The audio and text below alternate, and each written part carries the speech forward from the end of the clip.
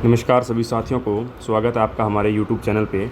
आज अपने बात करने जा रहे हैं जो अपना 18 जुलाई 2024 को जो टेस्ट हुआ था, जो स्टेनो बैच के लिए जो आपका वीकली टेस्ट हुआ है उस पर बात करने जा रहे हैं। ये आपका वीकली टेस्ट 18 जुलाई 2024 वार गुरुवार को हुआ है, तो इसकी आंसर की पर अपने चर्चा करने जा रहे हैं। देखिए, पहला प्रश्न है सामान्य विज्ञान से, जनरल साइंस से आपका पोर्शन है। पहली क्लास होती है आपकी 10 बजे से 10:40 जनरल साइंस की। इसमें देखते हैं पहला प्रश्न, समस्थानिक में होता है। तो देखिए, समस्थानिक में परमाणु संख्या समान व द्रव्यमान संख्या अलग अलग होती है, तो ऑप्शन ए है जो ये सही उत्तर होगा। दूसरा देखिए, एथीन का सूत्र है, तो एथीन का सूत्र है C2H4, ब ऑप्शन सही उत्तर होगा।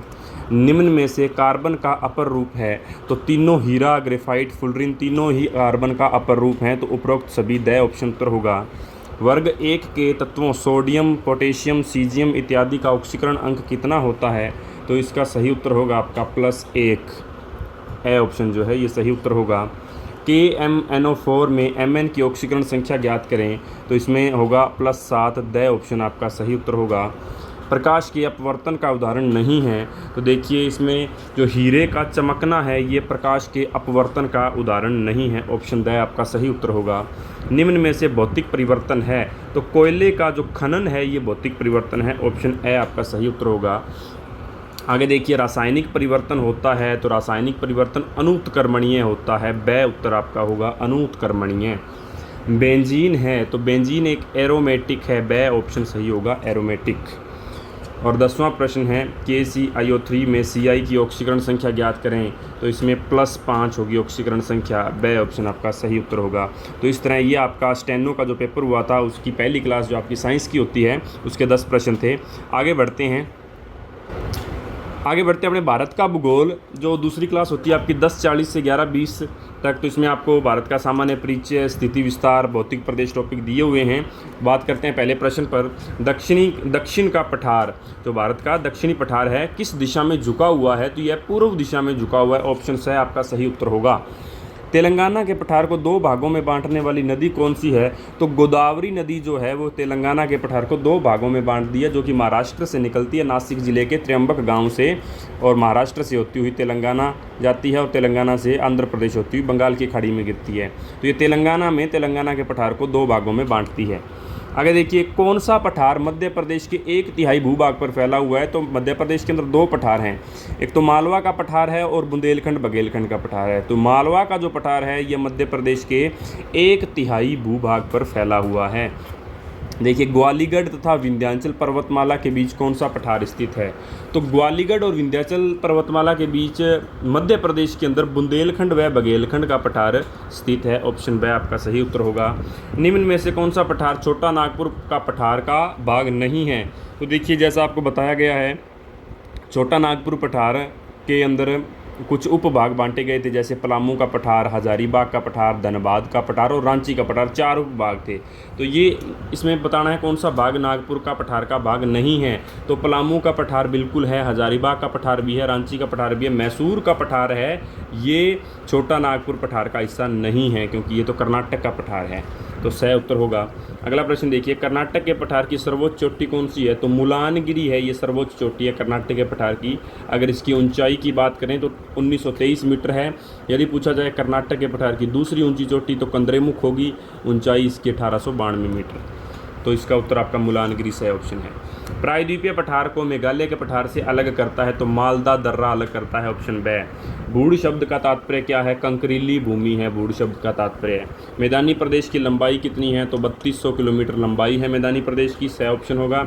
भारत की स्थलीय सीमा निम्न में से किन देशों से जुड़ी हुई नहीं है, तो देखिए पाकिस्तान भूटान के साथ बिल्कुल जुड़ी हुई है, नेपाल चीन से भी जुड़ी है, बांग्लादेश म्यांमार से भी जुड़ी है, श्रीलंका व मालदीव से भारत की स्थलीय सीमा नहीं लगती, तो ऑप्शन द सही उत्तर होगा। तो ये आपके प्रश्न थे भारत के भूगोल के। आगे अपने चलते हैं राजस्थान के भूगोल की तरफ, जो आपकी तीसरी क्लास होती है। देखिए, राजस्थान के भूगोल का पहला प्रश्न है, अंतर्राष्ट्रीय रेखा पर राजस्थान का कौन सा जिला स्थित नहीं है, तो देखिए इसमें जोधपुर आएगा, जोधपुर अंतर्राष्ट्रीय रेखा पर स्थित जिला नहीं है।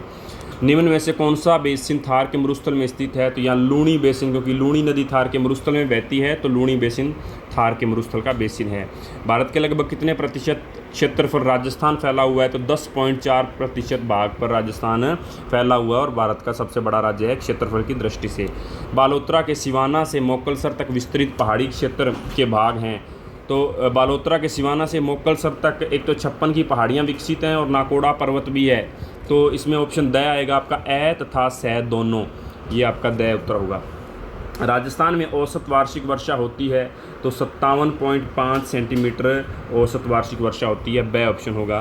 कोपेन के जलवायु वर्गीकरण के अनुसार सही सुमेलित कीजिए। तो एक तरफ कोपेन द्वारा इस्तेमाल किए गए अंग्रेजी वर्णमाला के शब्द हैं और दूसरी तरफ जलवायु के नाम दिए गए हैं, तो इनको सुमेलित करना है। तो इसमें जो आपका पहला है CWG, ये आपका प्रयोग किया गया है उप आर्द्र जलवायु प्रदेश के लिए। दूसरा है AW, ये आपका प्रयोग किया गया है अति आर्द्र जलवायु प्रदेश के लिए। तीसरा है BSHW, ये आपका प्रयोग किया गया है अर्ध शुष्क जलवायु प्रदेश के लिए। और लास्ट BWHW आपका शुष्क जलवायु के लिए उपयोग किया गया है। तो इस तरह से आपका ये मिलान होगा और इस मिलान में आपका ऑप्शन से सही उत्तर बैठेगा। पहले का तीसरा, दूसरे का चौथा, तीसरे का दूसरा, चौथे का पहला, से इसका सही उत्तर होगा। आगे देखिए, राजस्थान के किस भाग में सवाना वनस्पति पाई जाती है? तो राजस्थान के दक्षिण पूर्व भाग में सवाना वनस्पति पाई जाती है, ऑप्शन से सही उत्तर होगा। चंबल नदी पर राज्य का सबसे बड़ा बांध है तो राणा प्रताप सागर बांध है चंबल नदी पर, जो राजस्थान का सबसे बड़ा बांध है राणा प्रताप सागर, से उत्तर आपका सही ऑप्शन होगा। आगे देखिए, राज्य की सर्वाधिक सिंचित भूमि कहाँ पाई जाती है? तो श्रीगंगानगर जिले के अंदर सर्वाधिक सिंचित भूमि पाई जाती है, ए ऑप्शन। आगे देखिए, भाखड़ा नागल परियोजना में राजस्थान का कितने प्रतिशत हिस्सा है? तो भाखड़ा नागल में राजस्थान का 15.22% हिस्सा है, ऑप्शन से आपका सही उत्तर होगा। आगे देखिए, आपका ये राजस्थान के भूगोल के 10 प्रश्न कंप्लीट होते हैं। अब देखते हैं राजस्थान की कला व संस्कृति के 10 प्रश्न, जो आपको टॉपिक लोक देवता दिया गया था। इसमें पहला प्रश्न है आपका, लोक देवता गोगा जी के गुरु कौन थे? तो गोगा जी के गुरु गोरखनाथ जी थे, ऑप्शन ब सही उत्तर होगा।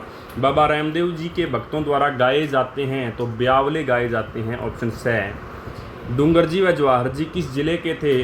तो ये आपके सीकर जिले से थे, ऑप्शन द।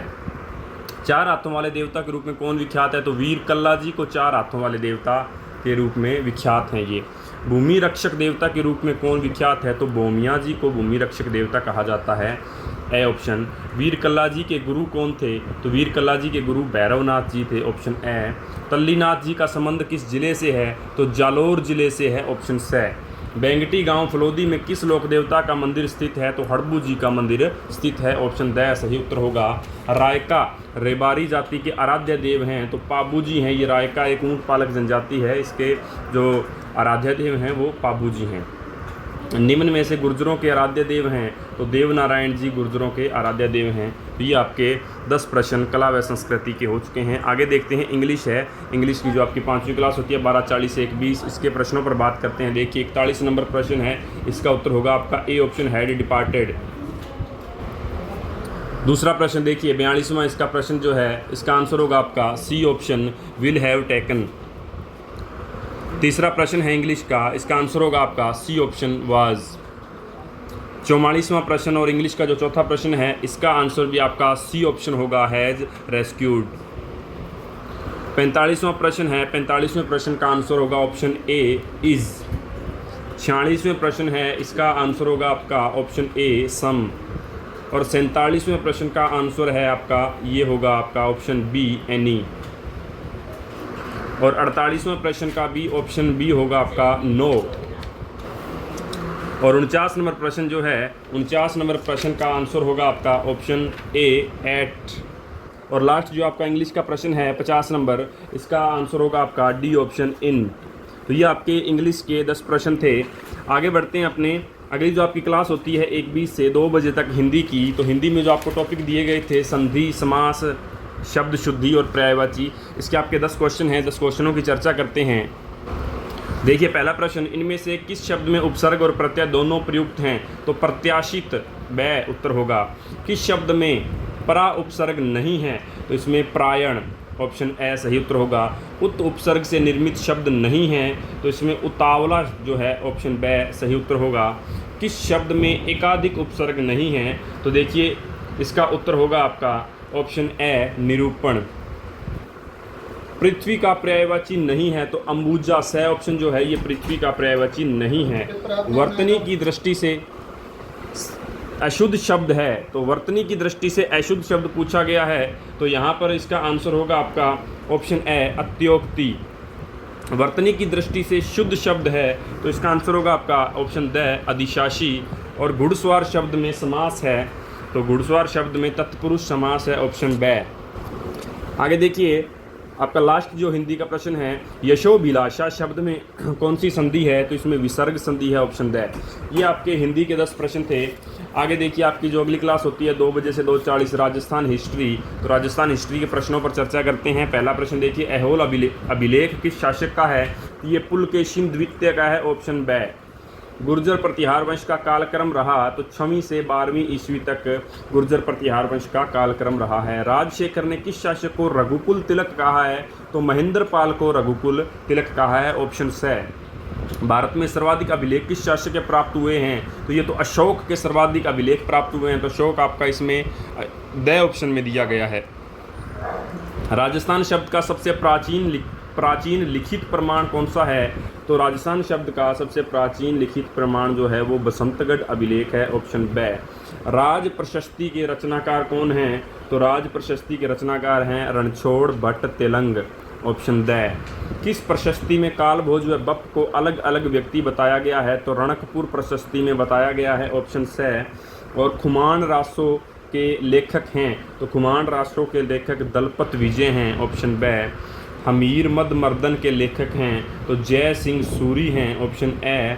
मेवाड़ के किस शासक ने मुगलों की अधीनता स्वीकार की थी, तो अमर सिंह ने मुगलों की अधीनता स्वीकार की थी, ऑप्शन स। ये आपके 10 प्रश्न राजस्थान के इतिहास के थे। आगे बढ़ते हैं आपके जो मई जून जुलाई 2024 के करंट अफेयर्स के प्रश्न है। 20 प्रश्न है यहाँ 71 से लेकर के 90 तक जो आपका लास्ट होता है, लास्ट पोर्शन है इस पेपर का। तो देखिए सबसे पहले बात करते हैं पहले प्रश्न की करंट अफेयर्स के। राजस्थान बजट 2024-25 के तहत बजट में अमृत कालखंड विकसित राजस्थान 2047 के तहत 5 वर्षों की कार्य योजना में कितने संकल्प रखे गए हैं, तो इसका आंसर होगा आपका 5, ऑप्शन ए। राजस्थान बजट 2024-25 के अनुसार कितने जिलों में नशा मुक्ति केंद्र की स्थापना की जाएगी, तो ये आपके 10 जिलों में की जाएगी, ऑप्शन स। हाल ही में मुख्यमंत्री ने परिवार कल्याण प्रोत्साहन पुरस्कार योजना के तहत वर्ष 2023-24 के लिए किस जिले को प्रथम पुरस्कार से सम्मानित किया है, तो बांसवाड़ा को किया गया है, ऑप्शन ब। और national bank for agriculture and rural development की स्थापना कब हुई, तो ये 12 जुलाई को स्थापना की गई।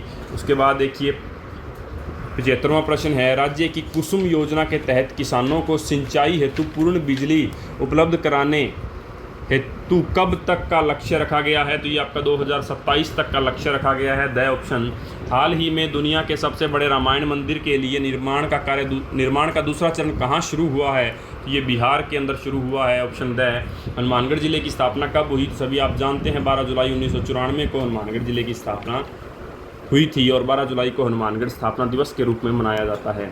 राजस्थान सरकार ने अपने बजट में कितनी महिलाओं को लखपति दीदी योजना के अंतर्गत लाभान्वित करने का निर्णय लिया है, तो 15 लाख महिलाओं को लखपति दीदी योजना के तहत लाभान्वित किया जाएगा। राजस्थान में हाड़ौती का पहला फ्लाइंग स्कूल किस जिले में खोला जा रहा है, तो ये आपका झालावाड़ जिले के अंदर खोला जा रहा है, ब ऑप्शन। राजस्थान की पहली एवं देश की दूसरी चीता सफारी कहाँ बनेगी, तो ये आपकी चित्तौड़गढ़ में रावत बाटा गांधी सगर चित्तौड़गढ़ के अंदर बनेगी, ऑप्शन स सही उत्तर होगा। हाल ही में मुख्यमंत्री निजुत मोइना योजना कहाँ प्रारंभ की गई है, तो ये आपकी असम राज्य के अंदर प्रारंभ की गई है, ऑप्शन ब। विश्व जनसंख्या दिवस हर साल कब मनाया जाता है, तो ये 11 जुलाई को मनाया जाता है, ऑप्शन स सही उत्तर होगा। देश की सबसे बड़ी वैदिक घड़ी का शुभारंभ कहाँ हुआ है, तो उज्जैन के अंदर हुआ है, ऑप्शन स। हाल ही में कोलंबो सुरक्षा सम्मेलन में किसको 5वें सदस्य के रूप में शामिल किया है, तो बांग्लादेश को शामिल किया है, ऑप्शन द। हाल ही में अंतर्राष्ट्रीय समुद्री संगठन परिषद का कौन सा सत्र लंदन में आयोजित हुआ है, तो 132वां सत्र लंदन में आयोजित किया गया है। उसके बाद देखिए वर्तमान विश्व की सर्वाधिक जनसंख्या वाला देश कौन सा है, तो देखिए वर्तमान में सबसे ज़्यादा जनसंख्या भारत की है, जो पहले तो 2 नंबर पर था, 1 नंबर पर चीन था, लेकिन वर्तमान में भारत 1 नंबर पर आ चुका है। चंद्रयान 3 चांद के जिस बिंदु पर उतरा उस बिंदु को कौन सा बिंदु कहा जाता है, तो चंद्रयान 3 की लैंडिंग जिस बिंदु पर हुई थी उसे शिव शक्ति पॉइंट के नाम से जाना जाता है, ए ऑप्शन होगा। हाल ही में पहला वैज्ञानिक डीप ड्रिलिंग मिशन कहाँ शुरू किया जाएगा? तो ये आपका महाराष्ट्र में शुरू किया जाएगा, ऑप्शन ब है।